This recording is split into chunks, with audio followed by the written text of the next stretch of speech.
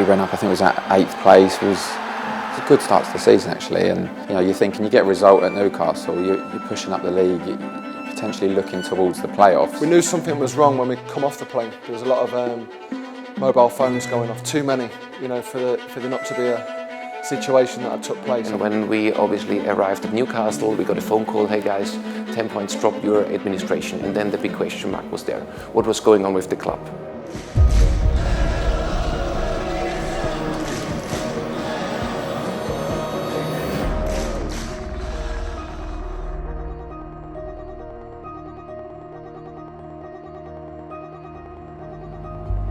I got a message off my wife who said you've just been put in administration.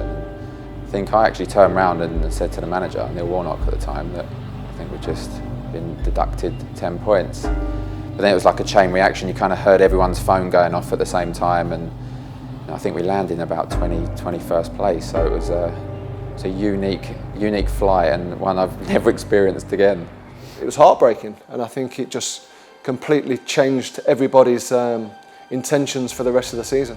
Crystal Palace have been docked 10 points. Today gone into administration. It was a tough time. But the spirit of this club seemed to raise after we was put in administration. It was a lot of insecurity at this time, but as I said, we've got such a strong team and a strong group. I think without that camaraderie and the togetherness that we had, that was ingrained. I think it's always been ingrained in this football club.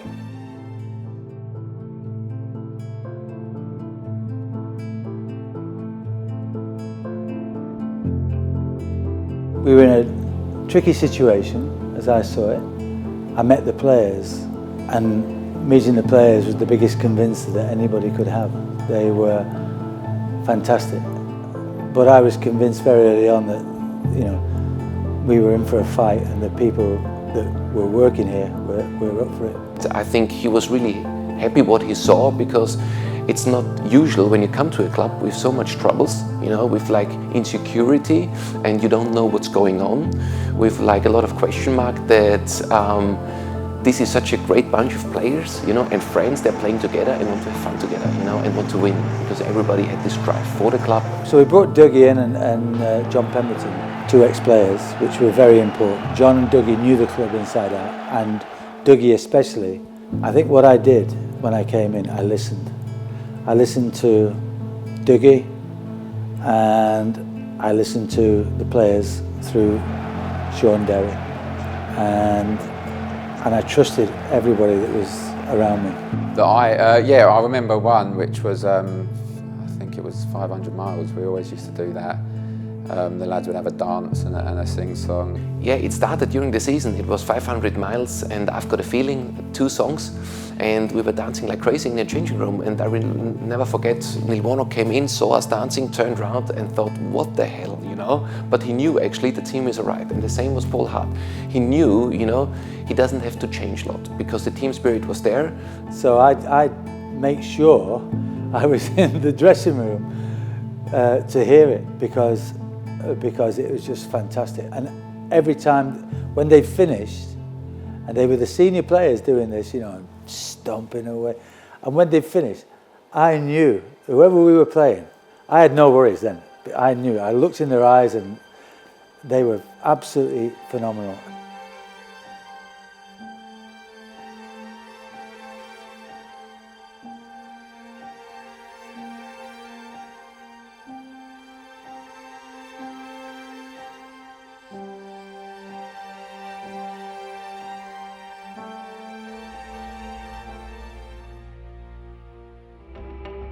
Going up on the train journey didn't help. I think it was double booked, and we was all sitting in the aisles, in the corridors, by the toilets. Lads were sitting on the floor, and all the punters around you were kind of sitting and looking.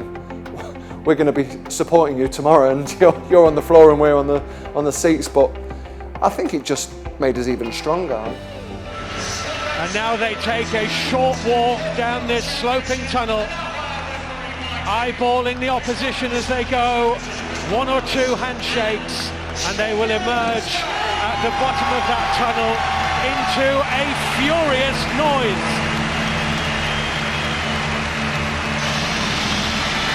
When we turned up, I couldn't tell you the figure. There's thousands. It seemed like thousands of Palace fans all screaming and wanting us to go out and give it our best. And I think that's what we've done. If they do win, Crystal Palace are down. And it's Crystal Palace from left to right in the first 45 minutes, attacking the Hillsborough Cop away to the right-hand side, and we're underway.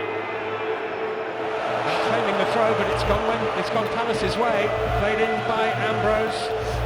Shaun Derry square, and the shot is good save. And the follow-up isn't put away either. Johnny Ertl has a dig, it bounces up. Johnson. His pace against Clint Hill could be key for Wednesday. He's beaten Hill, he's running at Lawrence, saved by Speroni. I think I said to the boys, I said, this is my last game. The minute it finishes, I'm done. Because that was my contract. It was up to the last game of the season. I absolutely had unbelievable trust in them. You know, there was no talk since we was put in administration of relegation. There was never a case that that's what it would be. And I was a little bit too aggressive at one moment, and one of them went off for the corner. Dean wants a word with somebody. Is it O'Connor? Yeah.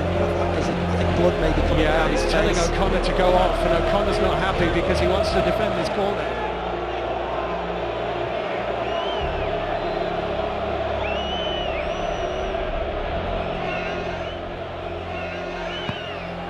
Ambrose with the corner, floated in, Alan Lee scores for Crystal Palace! You know, I happened to put it in the right area, and watching the replays, the desire that Al showed to get on the end of that was, you know, it was fantastic, and you know, I was absolutely buzzing for him, and I think I showed, I ran up to give him a great big hug, and I think he put me in the stands. He was that happy, and so there was an element of fortune why we scored that first goal, but gave us a great platform. By Tudgay, Leon Clark trying to put Butterfield under pressure and make life uncomfortable for the Palace man, and he has, and it's play on, and it's Leon Clark. Oh, what a finish!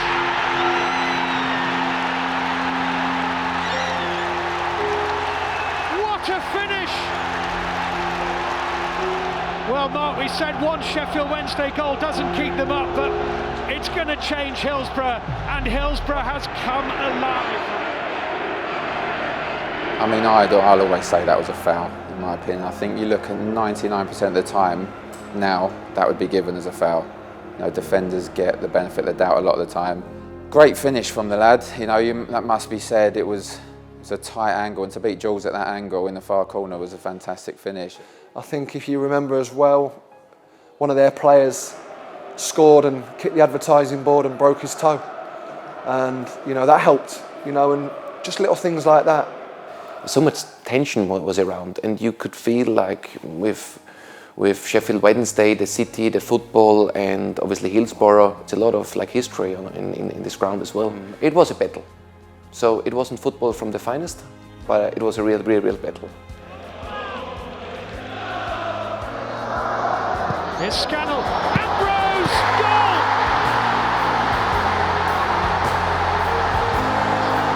Darren Ambrose for Crystal Palace, and that may do it, because Sheffield Wednesday have it all to do again.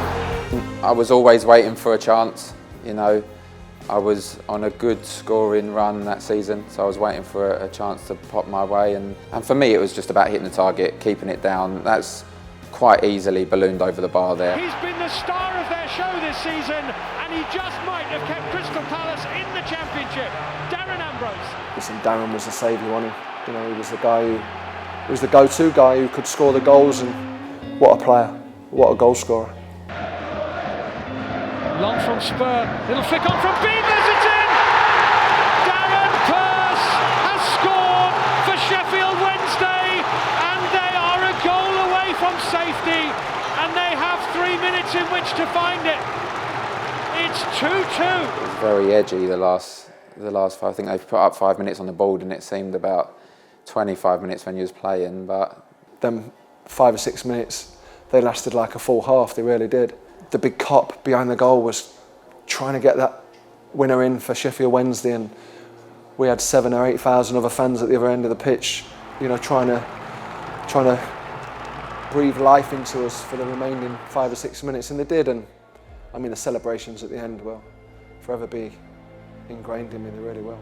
In it goes, up go the heads, little flick on by Spur, it's behind from McCarthy, it's finished, Mike Dean's blown his whistle, and Sheffield Wednesday are relegated, and Crystal Palace have survived by the skin of their teeth. There was no time for Wednesday to take the corner.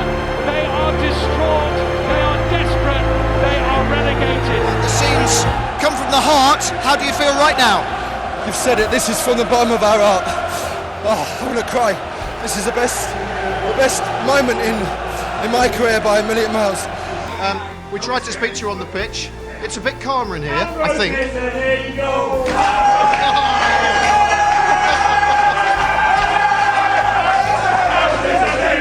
The noise throughout the whole game was unbelievable. You know, from the moment we stepped off the bus to the moment we was at the service station at the end, the noise was absolutely unreal. And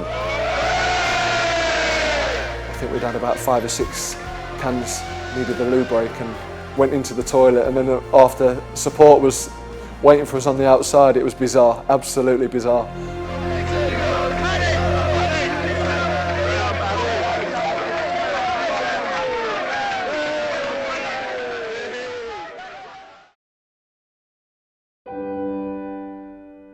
But like you said, that put an end to that era and the end of that season, and you know, who knows where the club would be if we didn't get the result on that day. I think the club itself really established himself as a really good Premiership club, you know, with like a good foundation, with a healthy management, you know, with a great ownership, and I'm really happy to see the progress over the years, what has been achieved. I say goodbye to the lads. A big goodbye, obviously, to the lads, because I thought the world of them, and everywhere I go, you know, people asking me about clubs I've loved being at, and Crystal Palace is at the top of the list. People don't realise what sort of a club it is, about the people that work within it, the supporters, and at the time the players that were around. It was just a real pleasure to be here. Nah, listen, great lads, brilliant, unbelievable set of boys. I mean, ones that, for a night like tonight, you know, you look back and you reminisce and you experience them moments that will never ever be forgotten. And I think everybody looking back on 2010 probably collectively understands that it was the rebirth of this football club.